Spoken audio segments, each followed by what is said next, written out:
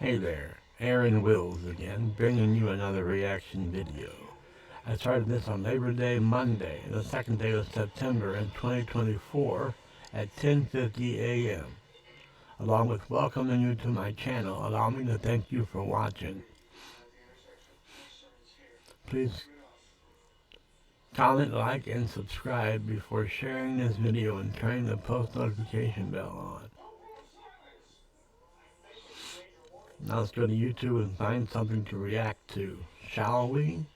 Shall I? Yes, I'm dragging you along. Well, you don't have to come along. I would like for you to come along. Oh, wait a minute. Let's see if we can get me in the frame, huh? Alright, I think this should do a little better. Alright, now, here we go. YouTube.com. Enter.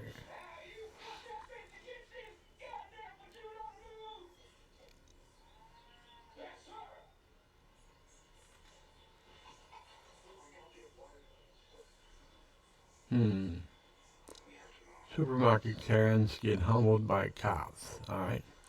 Maybe we'll watch that.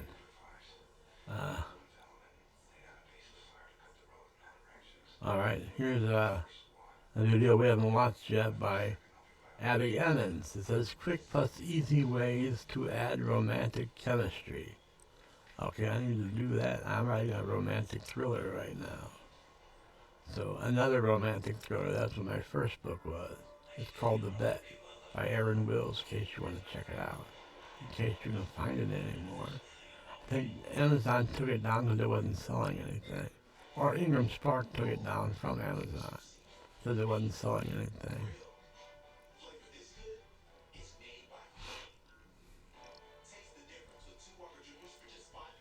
Seven easy ways to give your characters instant chemistry. Of course, by chemistry, I mean chemistry.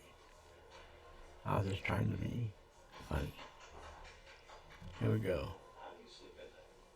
Hello, everybody. No, that's Jim Morrissey. Abbie. She says, "What's up, my friend?" Something like that. We'll find out. I wanna rock! I wanna rock!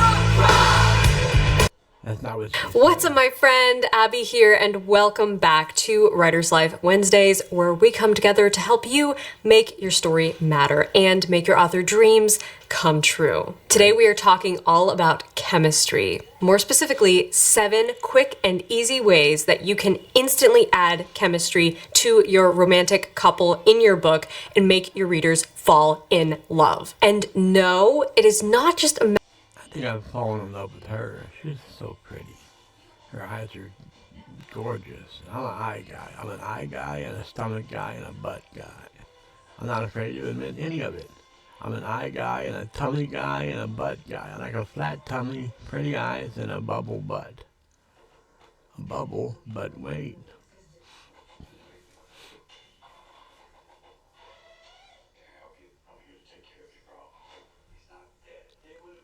matter of longing looks and accidental touches and almost kisses.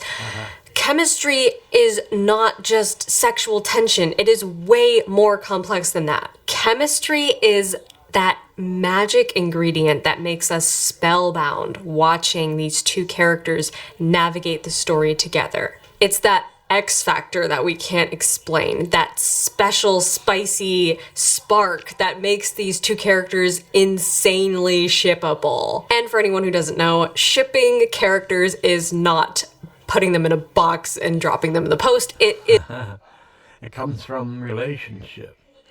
That's why they talk about shipping characters. You're talking about putting them in a relationship together. She'll explain that better than I do, probably.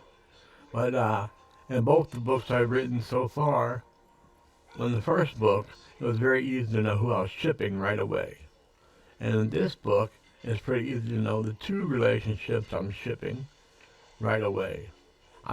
So far I've shipped 2 relationships, 4 people, with 1 person apiece. I've shipped 2 relationships so far, and it's easy to see who I was shipping right away. I like that. I prefer that when I'm reading a romance. I don't want to be teased about who I'm going to be shipped. I don't want them to think they're shipping a couple that they're not. That annoys me. So let's see what she has to say about shipping.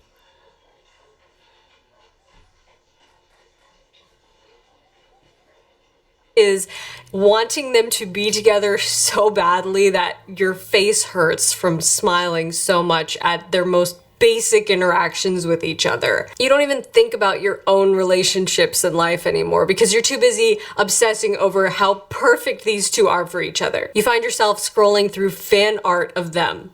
You hear a love song on the radio and you immediately think of this fictional couple. She didn't even touch upon it, so I'm glad I explained it to you for you. Because she didn't even touch on the fact that shipping means relationships. You ship them so hard, they have taken over your life, basically. If you want to write a couple like this and make your romance insanely emotional, believable, and addictive, this video is for you. And the best part is you don't have to start from scratch.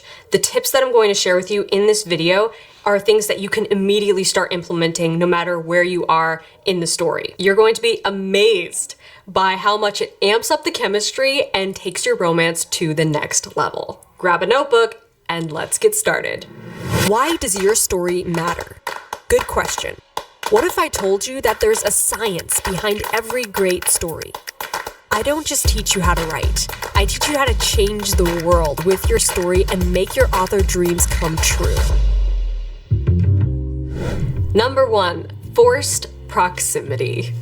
Okay, yes, this is the only one bed trope, but it doesn't have to be the only one bed trope. There are so many ways to force your characters into close proximity with each other. The possibility. I think she means by only one bed trope, meaning maybe they're staying the night in a house and there's only one bed, so they have to sleep together. As a matter of fact, in the novella I'm working on right now, there's a they're over at a friend's house. There's a guest in the guest bedroom, and one of the male characters has to have a place to sleep because they're staying over at the friend's house, and the female guest in the guest bedroom, agrees to allow him to sleep in bed with her. She's a virgin and he's a gentleman, so nothing's going to happen. Nothing did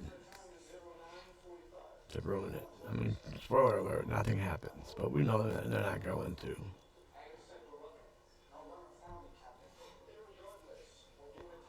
Possibilities are endless, but this is the number one best way to start turning up the heat on your chemistry burner. Get them alone together as much as possible. Get them trapped alone together in some situation where they need to rely upon each other for support or survival. Forced proximity creates all kinds of tension, and it also creates great opportunities for your characters to open up to each other and to learn to trust each other more. Also creates opportunities for your characters to share secrets with each other, which leads me to number 2, and that is shared secrets. Let your characters be vulnerable with each other. This is a major building block of a romantic relationship because love is 1 part trust, 1 part joy, 1 part magic. So when the time is right, let your characters open up a little bit and share something with this other character that nobody else. That's only 3 parts. There's certainly more parts to love than that. I don't know. Maybe there isn't. Go, Abbie, go. Knows about them. When I know something about you that nobody else knows, and you know something about me that nobody else knows, we are instantly closer. It's amazing. It's so simple, but so effective if you time it right. Number 3, and one of my personal favorites, is nicknames. But not just a nickname that every other character uses for this character. It has to be a nickname that only the love interest calls this character. Maybe it's something cute and affectionate, or maybe it's something scathing and critical about one of their biggest faults or failures. You decide, but nicknames are such a fun and easy way to add that layer of intimacy and friendliness. There is commitment in a nickname. It's like, this person is sticking around and I like them enough to have a special name for them. The fandoms love it. Let me tell you right now, as a fangirl of many different romances, I lose it when the fictional couple has cute or funny or sarcastic nicknames for each other. And trick number 4, which is kind of similar to nicknames, but not quite, is inside jokes. Bonus points if these inside jokes are references to events that happen to these two characters. Extra bonus points if the events that the references to happened only to these two characters and nobody else understands the reference. I feel like private jokes are so underrated and so underused in stories, and they're so much fun, and they add that layer of chemistry because it's like something that only these two characters understand. It's something they share and nobody else gets. It's like they're in their own little reality when they're having this private inside joke. Right away, you can see that that adds chemistry, that adds a layer of intimacy and closeness. So, throughout your story, look for a little... Trying to see if my latency has gone away. Nope. Damn it. It's not throwing me off in my headphones as much as it was earlier, but it's still there. It seems to be less, but it's still there. Little opportunities where you can weave in references and jokes to events that happened to just these two characters when they were alone together dealing with something earlier in the story or earlier in their lives. Before we continue on to chemistry trick number 5, I want to quickly interrupt myself to tell you guys that I'm going to be hosting a special live training this weekend, diving even deeper into the topic of writing swoon-worthy romantic chemistry. So right now in this video, I'm giving you some quick and dirty tips, just quick ways that you can instantly amp up the romantic chemistry in your story. But in the live training, we're going to go even deeper and take it from a more foundational, character-driven standpoint. We're going to unpack the whole topic of romantic chemistry and building relationships between two characters. And we're going to dive pretty deep into it. So in the live training, we're going to cover the #1 golden rule for creating emotional, passionate relationships between characters, how to use your characters' existing personalities to clash and complement each other, powerful ways to bring your characters together using the events of the plot, how to use the weapon weakness want rule to make your characters super shippable, the importance of relationship arcs, and how to friend zone characters that you don't want to be together. We're going to cover it all. So if you want to take your romance to the next level and craft an unforgettable relationship that your readers will be obsessed with, this live training is for you. It's happening Sunday, April 30th at 1 p.m. Eastern Standard Time. And if you can't make it to the live stream, don't worry. You will still have access to watch the replay as many times as you want. So click the link below this video to save your spot at the live training. And remember, when you join my Patreon at the live training pass level to get access to watch this event, you also get access to my entire archive of previous live trainings. That's over 12 different training sessions diving deep into topics about writing and publishing and character development. Lots to explore over there, and I think you're going to love this new live training that I'm doing this weekend, so I hope to see you there. Okay, back to our chemistry tricks. Number 5, heightened perception of each other's emotions. Like when nobody else notices that this character is struggling with something emotionally, the love interest character is the only one who notices and the only one who tries to help or support them in some way. I love this so much when I see this in stories. Again, it's that intimacy thing when you know somebody so well that you can decode the slightest shift in their face expression, or you can just like sense when something is bothering them. I'm obsessed with moments like this in stories because it's so romantic without ever involving any physical intimacy. It shows how close these characters are without ever coming out and telling us that they're close. We can see it. They feel each other's emotions. They're made for each other. Number 6, protectiveness. Bonus points if the protective instinct is not even something that they premeditate or think about ever. It's just this primal reaction, like, I must protect the love. Someone's yelling. I just stopped the video to see who it was.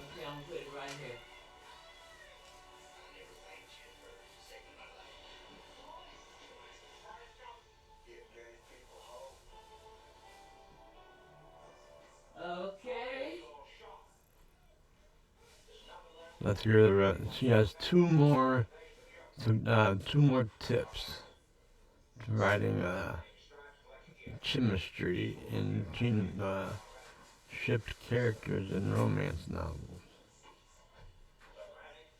Love interest character at all costs, not just from a dangerous situation, but also from emotional pain too. Showing character A being super protective of character B is a super effective way to show us how much they care. And sometimes the characters are protective of each other against their own will. And I hardly need add their own better judgment. Seriously, you can even do this with enemies to lovers romance during the transition from hate to love, where your characters are like, why am I trying to protect this person? I hate them. From enemies to lovers, by the way, is one of Jim Moressi's favorite romance tropes. She doesn't like friends to lovers, but enemies to lovers she likes. Friends to lovers she doesn't like because she says, well, why all of a sudden are you getting together? If you like each other, you should have got together long before you did. If you were friends the whole time, you would have told each other you like them. But I understand that. But I had a friends to lovers in the book I was working on. I put that book down to work on the novella I'm working on now. It was going to be a novel, but the story's almost been told, and I'm only up to 16,000 words. So that's going to be a novella by the time I get done. But that has no friends to love. Oh, yeah, it has one friends to lover, but it explains why they weren't lovers before when they were friends. So I think it's okay. But it's one friends to lovers, and no enemies to lovers though. It's so cute. And number 7, constant reminders of each other. They're always on each other's mind, even when they're not together. It's always like, she would hate this, or he would love this, or if she was here, she would be saying this right now, or I wonder what he'll say when he finds out about this. Basically, everything reminds these characters of each other. It's a subtle but powerful way to show the strength of the bond between these two characters. And again, it even works in hate to love relationships. When these two characters are apart and they're venting to their friends about how annoying the other one is and how insufferable they are and how hard they are to get along with and just criticizing them. And they can't shut up about them, even though they hate each other. Chances are they don't actually hate each other. You would, in fact, need an actual sword to cut through their chemistry. Okay, boom. That's it. My 7 top, quick and easy, effective ways to instantly give your characters more chemistry and make your readers fall in love and doodle fan art for the rest of their lives. You're welcome. If you want to dive deep. That was cute, but what was that? What was all that? I don't know. Click, click, boom. Deeper into writing romance and craft an emotional, believable, compelling, addictive relationship from the ground up, you don't want to miss my live training coming up this weekend, all about writing unforgettable romantic chemistry. We're going to unpack this whole topic start to finish, and I'm going to give you tons of ideas and prompts and story examples to help you better. That said Sunday, April 30th, but I don't know if it was this year or some other year. We'll find out what Sunday, April 30th, 2024 was. Hey Google, what day was Sunday, April, no, what day was, no, shit. Hey Google, what day was April 30th, 2024? Hey Google, what day was April 30th, 2024. Tuesday. I went with Tuesday, so that wasn't this year. Maybe it was 2023. Hey Google, what day was April 30th, 2023?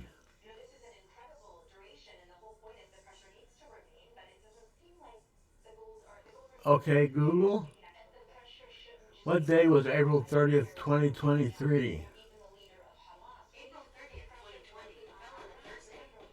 Oh, I don't know what it was. It wasn't 23 and it wasn't 24. Maybe it was 22. Hey Google, what day was April 30th, 2022?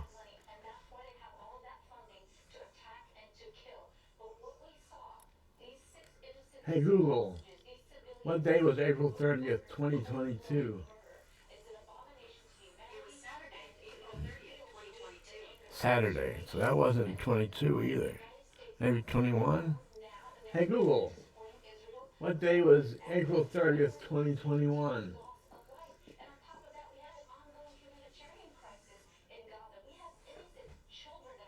Well, I don't know. I'm going to hang this up now. I'm going to hang it up, load it up, and then see what it do. Alright, then. Peace.